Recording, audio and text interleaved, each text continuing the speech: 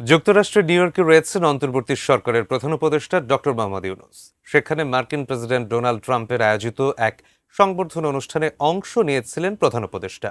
সেই অনুষ্ঠানের একটি ছবি ২৭ সেপ্টেম্বর সামাজিক মাধ্যমে প্রকাশ করা হয়, যা মুহূর্তেই ভাইরাল হয়ে যায়।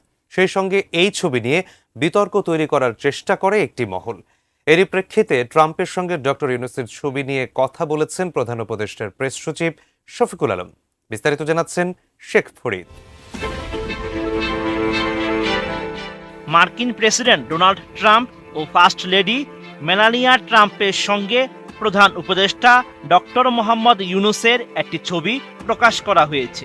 ২৭ সেপ্টেম্বর সামাজিক মাধ্যম ফেসবুকে প্রধান উপদেষ্টার অফিসিয়াল পেজ থেকে ছবিটি প্রকাশ করা হয়। ছবিতে দেখা যায় প্রেসিডেন্ট ট্রাম্প ও ফার্স্ট লেডি মেলানিয়া হাসি মুখে অধ্যাপক ইউনূস ও তার কন্যার পাশে দাঁড়িয়ে আছেন।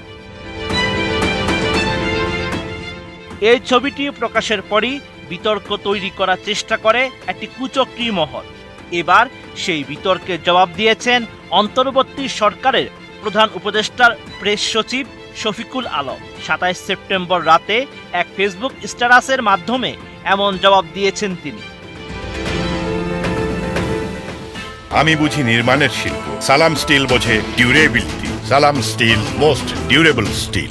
ফেসবুকে প্রেস সচিব লিখেছেন, মার্কিন কর্তৃপক্ষ গত ২৬ সেপ্টেম্বর নিউ ইয়র্ক সময় সন্ধ্যা ৬টা ৯ মিনিটে প্রধান উপদেষ্টা ও তার কন্যার সঙ্গে মার্কিন প্রেসিডেন্ট ডোনাল্ড ট্রাম্প এবং ফার্স্ট লেডি মেলানিয়া ট্রাম্পের ছবি পাঠিয়েছে।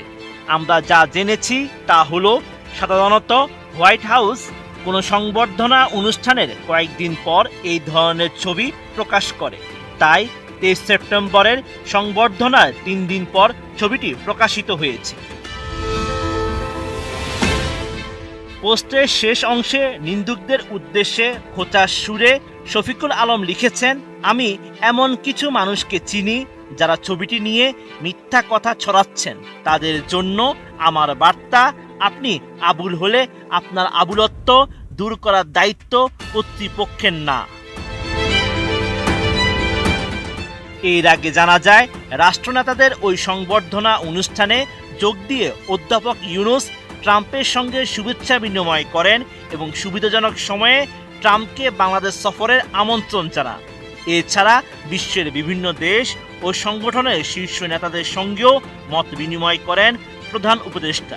তাদের মধ্যে ছিলেন স্পেনের রাজা ষষ্ঠ ফিলিপ, জাপানের প্রধানমন্ত্রী শিগেরু ইশিবা, জাতিসংঘ মহাসচিব অ্যান্তনিও গুতেরেস, ভুটানের প্রধানমন্ত্রী দাশু শেরিং তোবগে প্রমুখ। Sheikh Farid, ATN news.